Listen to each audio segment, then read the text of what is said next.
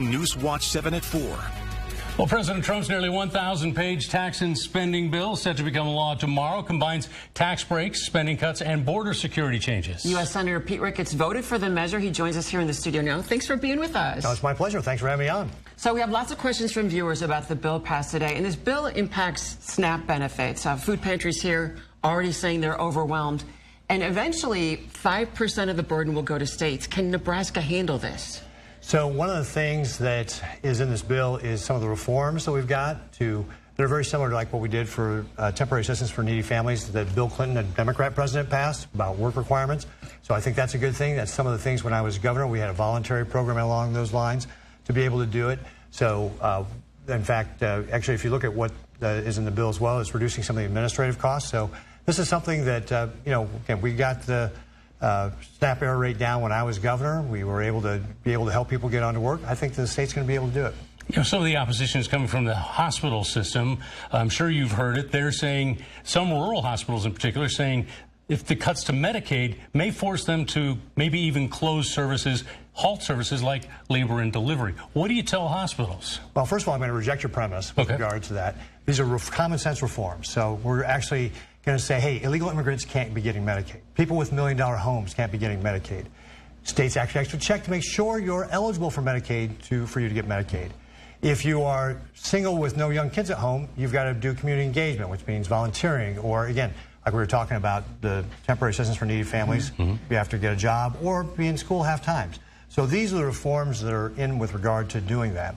And when it comes to the rural hospitals, actually, I met with the Hospital Association when they were in D.C.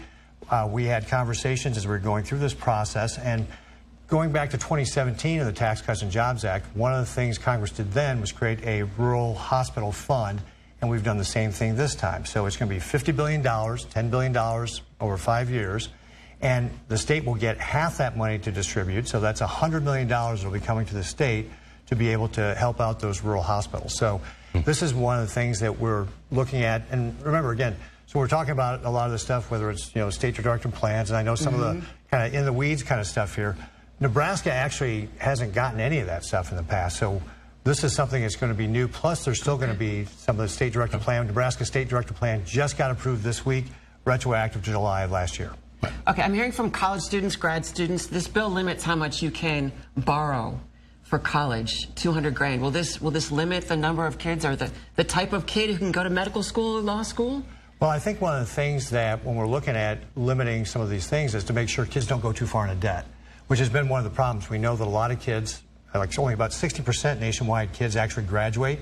But if you run up the debt, you still got the debt. And again, the way the law works is if you declare bankruptcy, you still can't get out of that debt. So we're really trying to make sure that we're limiting it, but we're also making provisions, protecting them. Okay. But we're also making provisions in this so that things like Pell Grants can be used for things outside of college. So say you want to go get that certification program, or you want to go get something that's going to allow you to be a welder or an electrician. It'll allow you to do some of those trade skills, which frankly, you can get that a lot faster, a lot less expensively, and you're going to be able to have great careers where go out and try to hire a plumber today in Omaha and see how long you have to wait to be able to get that person. So there's lots of great career opportunities out there.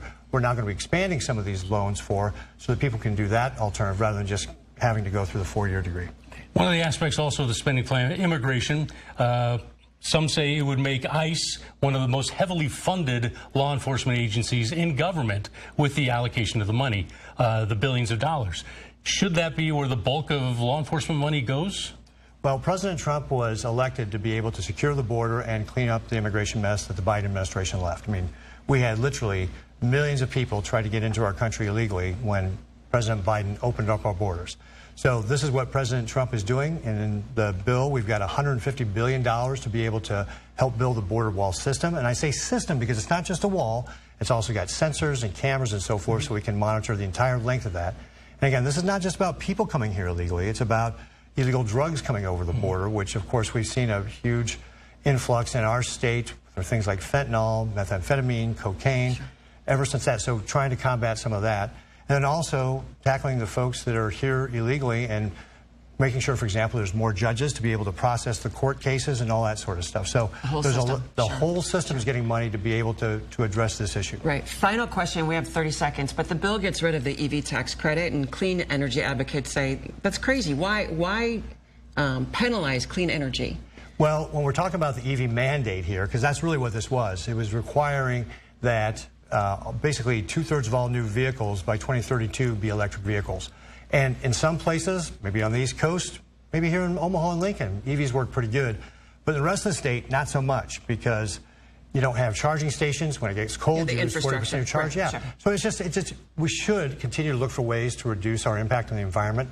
But let's let consumers and the market determine how to do that. We still have the renewable fuels credit. That was one of the things that's still going to be available. So we can use our homegrown solutions like ethanol and biodiesel, renewable diesel, to be able to help reduce our impact on the environment. All right, Senator Ricketts, appreciate you coming in. I know you said it's a working weekend for you, so we'll let you get back to work. Appreciate it. Great. Thanks very much. He's got all those parades to go to. That's right? Exactly right. All right. Thank you. Take a live look outside right now.